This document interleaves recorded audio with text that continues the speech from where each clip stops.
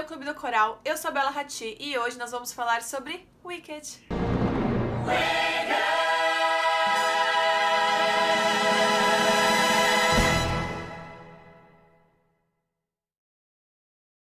Vamos conversar um pouquinho sobre como o Wicked nasceu, como chegou, como foi todo o processo para o Wicked chegar na Broadway em 2003, no formatinho que ele chegou. E assim, gente, como é uma história muito extensa, que envolve muitas pessoas e muitos fatos, esse vídeo vai ser dividido em 3 partes, e elas serão: essa, a primeira parte, contando como que o Wicked nasceu. A nossa segunda parte vai ser exclusivamente sobre o Tony Awards de 2004 e entendendo todo o caso e como que isso impactou o Wicked. E a nossa terceira parte vai ser como que o Wicked ficou depois da saída das principais atrizes e como que ele acabou virando esse sucesso enorme e, inclusive, vindo para o Brasil. Então vamos voltar um tempinho atrás pro The Wizard of Oz, do L. Frank Baum. O Mágico de Oz foi um sucesso extremo com diversas adaptações, incluindo um musical da Broadway em 1902 e um filme mudo em 1910. Mas nada marcou como The Wizard of Oz de 1939. Essa é uma das adaptações mais famosas e que mais marcou as pessoas. A gente também tem que lembrar de The Wiz de 1975, que é um musical feito só por pessoas negras, que conta a história do Mágico de Oz, mas ele trouxe uma nova perspectiva sobre o Mágico de Oz, mostrando que não estava tarde demais para fazer mais adaptações. E ele ganhou inclusive 7 Tonys. O Mágico de Oz estava repleto de fãs e de adaptações e de fama, até que chegou uma outra adaptação que mudou um pouquinho tudo. E agora vamos falar sobre Wicked de 2003. Tudo começou na mente de Gregory Maguire, o autor que desde criança era fascinado pela bruxa má do Oeste. No original Mágico de Oz, o mágico fala para Dorothy: "Lembre-se que a bruxa é má, muito má, e precisa ser morta." Bom, eu achava o mágico se escondendo atrás de uma cortina, mandando criancinhas matarem alguém tão assustador quanto a bruxa. Então, Gregory Maguire pegou toda essa fascinação que ele sentia por essa bruxa e transformou em um livro lançado em 1995 que contava a história de Elphaba, uma jovem verde que iria se tornar a bruxa má do Oeste. E foi aí que Hollywood notou esse livro e começou a querer pegar os direitos dele, comprar os direitos autorais para transformar em um filme. Gatilhos de filme de Wicked que nunca vem, né? Na época, o Mark Platt tinha acabado de assumir o Head of Production da Universal e ele acreditava muito no potencial de Wicked, mas nenhum roteiro que vinha até ele, né, que chegava até ele, era algo que dava aquele, pô, é isso. E agora nós vamos viajar para o Havaí, porque era lá que Stephen Schwartz estava tirando férias, quando ele ficou sabendo pela primeira vez desse livro de Gregory Maguire. Schwartz é responsável por compor Godspell, Pippin e The Magic Show, e nos anos 90 ele ficou muito mais dedicado ao Hollywood, sendo responsável por grandes clássicos como Pocahontas, O Corcunda de Notre Dame e também O Príncipe do Egito. Quando Schwartz foi apresentado por um amigo a esse livro do Gregory Maguire, ele imediatamente achou que faria um ótimo musical, que era uma história muito boa para ser um musical. Então ele foi para LA, foi para Hollywood conversar com Mark Platt. E conversar ele fez e convenceu, o que não precisou de, né, muito convencimento, mas convenceu Mark Platt a transformar Wicked em um musical da Broadway e não em um filme musical ou em um filme de animação ou só um filme. E aí Schwartz trouxe Winnie Holzman para ser responsável pelo book, pelo libreto do musical. E o Wicked já nasce bem especial porque, diferente de muitos musicais, ele começa a ser produzido, escrito, pensado em LA e não em Nova York. E a nossa história começa com Stephanie J. Block, que foi contratada para fazer o papel da Elphaba durante todo esse desenvolvimento do projeto. Ela era bem famosa ali em Hollywood, principalmente nos palcos da Disney. E ela foi a primeira pessoa a cantar One Short Day, As Long As You Mine e também Making Good, que logo se transformaria em The Wizard and I. E desde o começo do projeto, Schwartz só tinha uma pessoa em mente para fazer a Galinda. E é claro que essa pessoa era a Kristen Chenoweth. E na época de 2000, ali pelo ano 2000, a Kristen estava em LA gravando uma série que ela tinha pra NBC chamada Kristen. Ela já tinha falado em várias entrevistas que ela já estava muito cansada, que ela não pretendia pegar mais nenhum projeto naquela época da vida dela, mas que quando ela recebeu essa proposta, ela não conseguiu negar. E a contratação da Kristen foi muito mais importante do que só achar uma Galinda pra fazer ali o papel, e sim para reconstruir quase a trama do musical. Ela foi uma pessoa muito importante, tanto na hora de fazer o livro, quanto na hora de fazer as músicas, então ela influenciou muito. Inclusive, a própria Winnie Holzman, que foi quem escreveu o livro, né, o book, ou libreto, de Wicked, ela contou que a trama só evoluiu para uma história sobre uma amizade, né, entre a Elphaba e a Galinda, por conta da Kristen.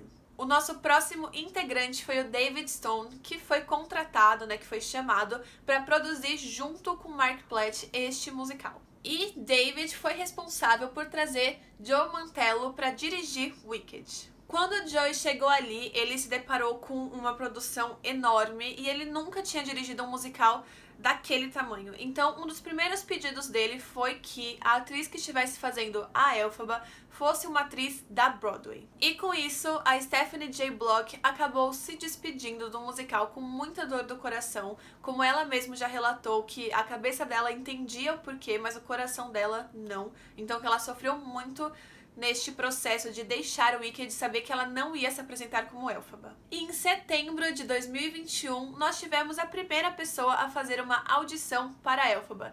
E essa pessoa não foi ninguém menos que Idina Menzel. E na hora que ela fez a audição, tudo clicou. Ela e a Kristen tinham uma energia muito boa, porque elas eram muito parecidas com as personagens. Enquanto a Kristen era totalmente borbulhante, alegre, pra cima e comunicativa, a Idina não, ela já era muito mais quieta na dela, séria, então na hora a química entre as duas foi incrível e aquilo estava decidido que seria a Galinda e a Elphaba. Do dia 28 de maio de 2003 ao dia 29 de junho de 2003 aconteceu o Pre-Broadway Run de Wicked em São Francisco, ou seja, aquele teste que eles fazem para ver como que a plateia tá reagindo, o que eles vão mudar ou não antes de ir pra Broadway. Wicked lotou a casa na sua noite de estreia, mas algumas críticas não foram das melhores, mas mesmo assim o público reagiu muito bem, muito melhor do que eles esperavam. Porém, uma certa tensão começou a aparecer, principalmente entre os produtores, diretores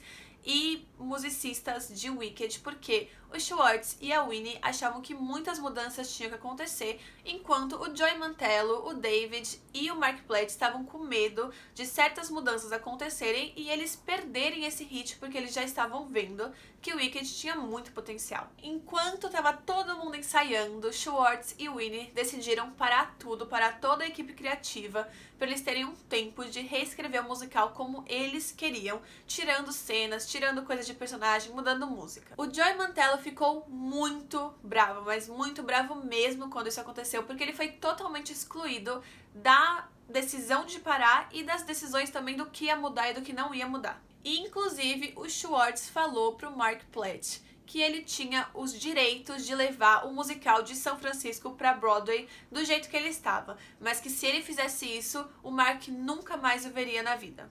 E agora vamos falar um pouquinho sobre as mudanças de Wicked São Francisco para Wicked na Broadway. No primeiro ato, nós tínhamos uma cena de velório, a qual Schwartz queria que fosse totalmente cortada.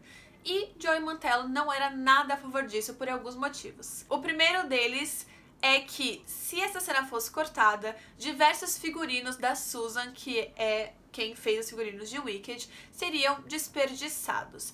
Inclusive, uma parte muito importante para o desenvolvimento da personagem da Elphaba, porque nessa cena do funeral era a primeira vez que ela usava preto, então era um momento muito importante para a história, mas mesmo assim a cena do funeral foi cortada. Porém, uma coisinha ficou, que é o vestido que a Nessa Rose usa no segundo ato. Ele era originalmente da Galinda durante o funeral. Outras mudanças foram do cast mesmo, do elenco, que mudaram os atores do Boq, do Dr. Dillamond e também do próprio Mágico de Oz. Além disso, reformaram as falas da Nessa Rose para deixar o papel dela um pouquinho mais leve, um pouquinho mais amável, porque no começo ela tava bem mais afiada, vamos dizer assim, e eles queriam abaixar esse tom para as pessoas terem alguma empatia por ela. E o nosso Fiyero também recebeu certas mudanças. Em São Francisco, ele tinha uma tatuagem enorme no rosto e isso foi retirado para a versão da Broadway, e a música dele também mudou. O que antes era uma música bem pegada jazz e animada, cheia de coreografia, que era Which Way's the Party, foi mudada para balada mais soft, mais calma, de Dancing Through Life. O que faz sentido quando você vê o score por inteiro. Porém, muitos atores e dançarinos e pessoas ali da equipe de Wicked sentiram muita falta dessa música, porque era uma música que era muito querida entre eles. E até o pôster de Wicked ganhou algumas mudanças bem mínimas, mas ganhou. E agora, meus queridos, vamos para Nova York. A casa de Wicked em Nova York seria o Gershwin, que é o maior teatro da Broadway. E ele precisaria lotar todas as noites para recuperar o investimento inicial de 14 milhões de dólares. Em 8 de outubro de 2003, todas as mudanças estavam feitas e eles estavam prontos para ir para Broadway. Então, dia 30 de outubro, quase no Halloween de 2003, Wicked chega a Broadway na sua noite de estreia. E as reviews foram muito positivas. Se todo musical tivesse cérebro, coração e coragem como Wicked, a Broadway seria realmente um lugar mágico. A Idina foi elogiada muito pelos críticos e pelo público, porém, a grande maioria concordava que a Kristen era aquele pontinho de luz que fazia o musical ter uma dimensão a mais. E apesar de críticas boas ou ruins que também tiveram, o Wicked fez um sucesso enorme, principalmente entre meninas jovens, e acreditava-se que era porque elas se identificavam ou com a Glinda ou com a Elphaba. E o Wicked era o musical mais comentado e mais concorrido para ser visto ali na temporada de 2003, e ele também foi o maior hit, o biggest hit da temporada de 2003-2004. E aí é a parte que a gente fala sobre o Tony Awards, mas isso é o vídeo 2, porque realmente a gente precisa de um vídeo inteiro pra isso. E no dia 18 de julho, a Kristen deixa Wicked e a assessoria dela falou que foi porque ela tinha outros projetos em mente. Porém, muitos rumores começam a aparecer de que o grande motivo, o principal motivo dela ter saído de Wicked é porque ela e a Idina não tinham uma relação muito boa. Por um grande tempo, a Kristen inspirava a Idina a terminar Defying Gravity no palco mesmo, e quando ela descia, as duas se abraçavam e saíam do palco juntas. Mas isso começou a parar de acontecer. Isso também era um indício de que elas já não estavam mais tão próximas. Inclusive, muitas pessoas conversam que o musical dava tão certo, você tinha tanto, em sentido das duas, você tinha tanto aquela sensação da Elphaba e da Glinda e da diferença delas, porque era a relação delas, elas eram muito diferentes e elas tinham muita dificuldade de se comunicar. Mas isso são só rumores. Elas sempre negaram, inclusive aparecem aí toda vez que tem um revival de Wicked, tem um aniversário, tem um evento para comemorar, elas aparecem juntas, se abraçam, e então a gente não sabe se realmente isso aconteceu, se foi um motivo, ou se aconteceu e já passou. Fica aí. E dia 9 de abril anunciaram que a última performance da Idina como a Elphaba seria no dia 9 de janeiro de 2005. Porém, ela não chegaria a fazer essa apresentação.